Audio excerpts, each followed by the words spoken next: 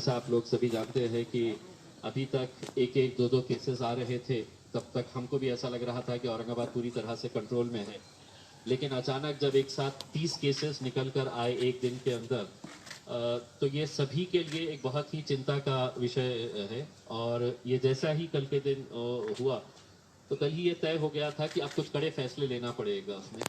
और ये कड़े फैसले लेते वक्त यकीनन किसी को पसंद आएगा, किसी को नहीं आएगा। छोटे मोटे जो दुकानदार है वो लोगों को लगेगा कि भैया यही पीरियड रहता है हमारा 2 पैसे कमाने का। लेकिन जैसा कमिश्नर साहब ने कहा है कि जान से बढ़कर कोई भी चीज़ नहीं है। तो इसीलिए अगर आप लोगों की सबकी इत्तेफाक राय है, तो जो ये फैसला लिया गया है कि सुबह 7 बजे से 11 बजे तक ही अब ये खुला रहेगा, तो इंशाल्लाह इसकी तायीद के अंदर अगर आप लोग अगर हाथ उठा के अगर ये तायीद करते हैं तो मेरे हिसाब से एक बहुत अच्छा इसका मैसेज जाएगा कि हम लोग इस बात से पूरी तरह इत्तेफाक रखते हैं। ये सही बात है कि रमज़ान का महीना हम लोगों ने अपनी ज़िंदगी के अंदर ऐसा रमज़ान देखे नहीं है, और दुआ करते हैं कि इंशाल्लाह आगे कभी भी इस तरह का ऐसा माहौल ना रहे कि जहाँ पर हम लोग आज़ान तो दे रहे हैं लेकिन मस्जिदों के अंदर जा नहीं रहे हैं। लेकिन अब अगर ये जल्दी ख़त्म होना है तो ये हमारे हाथ में है। ये ना तो पुलिस रोक सकती है, ना कोई प्रशासन रोक सकता है। बड़े से बड़ा मंत्री आ जाए, प्रधानमंत्री आ जाए, खासदार आ जाए, ये हमारी अपनी खुद की जिम्मेदारी है कि हम लोग आज के बाद से किस तरह से बिहेव करते हैं। उस हिसाब से ये तय होगा कि कितनी जल्दी यहाँ से ये लॉकडाउन ख़त्म किया जा सकता है। ये बात सही है कि जो अशफाक कुरैशी साहब ने भी बात बताए है, मौलाना साहब ने भी जो बताए हैं, मोइज़ फारूकी साहब ने,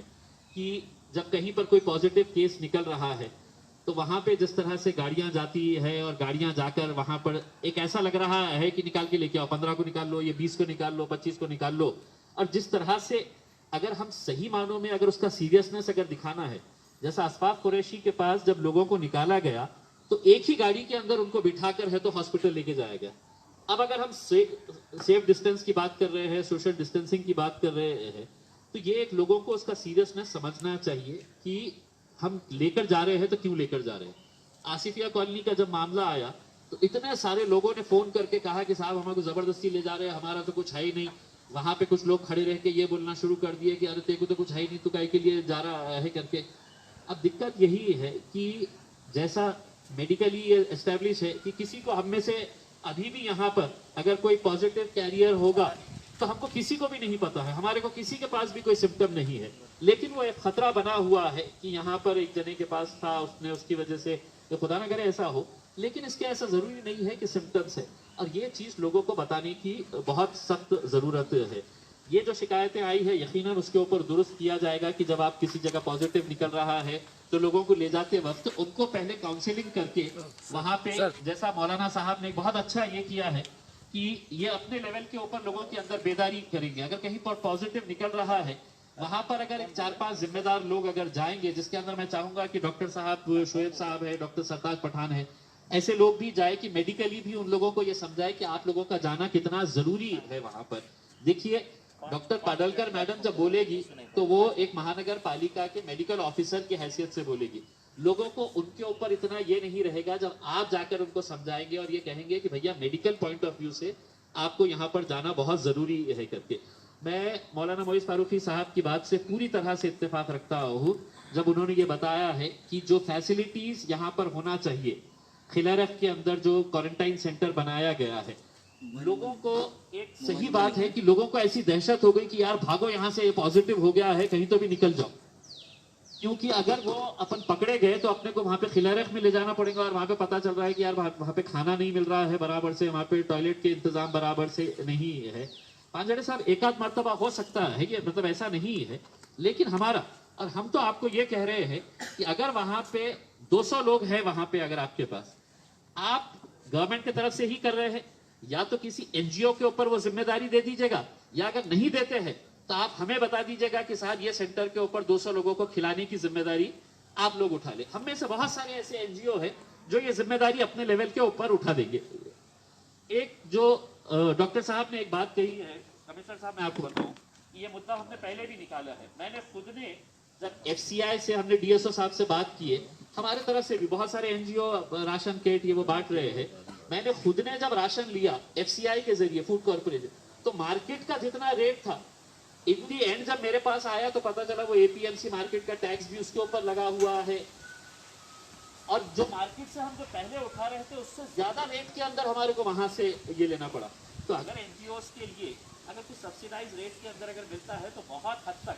आपका जो सरदर्द है वो बहुत हद तक खत्म हो जाएगा कि ये लोग जिस तरह से काम कर रहे हैं, हम कर रहे हैं, तो वो वहां तक लोगों तक अनाज पहुंचने का काम पूरी तरह से हो जाएगा। मैं समझता हूं, मैं पुलिस कमिश्नर साहब से ये अदबन गुजारिश करना चाहूंगा कि मैं समझता हूं कि बहुत सारे पासेस इशू किए जा चुके हैं, वो पासेस के अंदर भी अब थोड़ा सा कंट्रोल करने की जरूरत है कि जो जिम्मेदार है वो जिम्मेदारों को ही पास दिया जाए अपने अपने महल्ले के हिसाब से। अब जिस तय किया गया है कि 2-2, 3-3, 4-4 लोग, अगर समझ लीजिएगा नूर कॉलोनी के अंदर जब डिविजनल कमिश्नर साहब का फोन जब आया दोपहर में,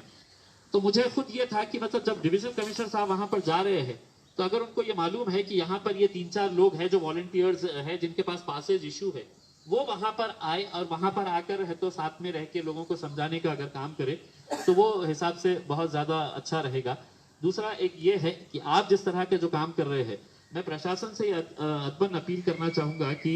देखिए रमजान का महीना है,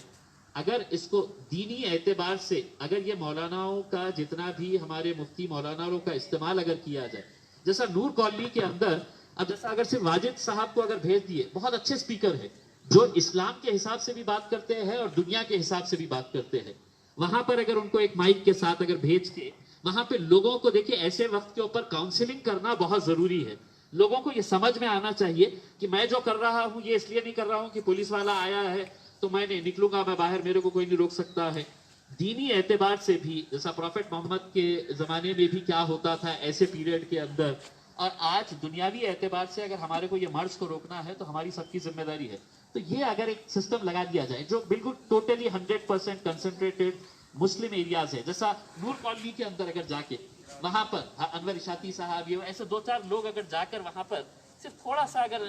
लोगों को दीनी एतबार से कितना रहेगा, एक आधे घंटे का, 1 घंटे का वहां पर अगर बयानबाजी लोग अपने घरों के अंदर कम से कम बैठ के सुनेंगे कि इसका सीरियसनेस कितना है करके। तो मैं बस यही गुजारिश करूंगा कि इसको जितना भी अच्छे तरीके से समझाया गया है उसको हम इम्प्लीमेंट करें, और ये हमारे लोगों को ये बताने की जरूरत है कि ये जो फैसले लिए जा रहे हैं ये फैसले आपके हक में लिए जा रहे हैं। ऐसा ना हो जाए कि भाई ये जो 25 लोग बैठे हुए हैं मेरा कैसा होगा, मैं तो ये यहाँ पे धंधा करने के लिए आया था। ये दिक्कतें आएंगी, 1-2 दिन है तो लोगों की नाराजगी रहेगी, वो नाराजगी भी हमको झेल कर लेना है, लेकिन लोगों को समझाने की भी जिम्मेदारी हमारी है। और हम समझते हैं कि इंशाल्लाह कल के बाद से एक अलग तरह का माहौल यहाँ पर देखने को मिलेगा। सबसे टाइम जो सुबह 4 घंटे है तो 9 से 11 और 4 से 6 हो सकता क्या? टाइमिंग जो है नहीं, देखिए कैसा है कि जो टाइमिंग के बारे में बात हुई थी उसके अंदर पहले तो कम से कम ये था कि 1 बजे तक का था, लेकिन सिद्दीक साहब अब हालात ऐसे हो गए हैं कि बहुत ज्यादा अगर हमने अभी रियायत दे डाले तो आप ये समझ लीजिएगा कि आगे कब तक हमारा ये लॉकडाउन चलेगा ये हमको खुद नहीं पता है, हमें नहीं पता है। तो ऐसी सूरत के अंदर थोड़े वक्त के अंदर अगर हम लोग ये इसको एक्सेप्ट कर ले तो मेरे हिसाब से बेहतर बहुत हो सकता है। देखो बात 7 से 9:30 और वो अल्टरनेट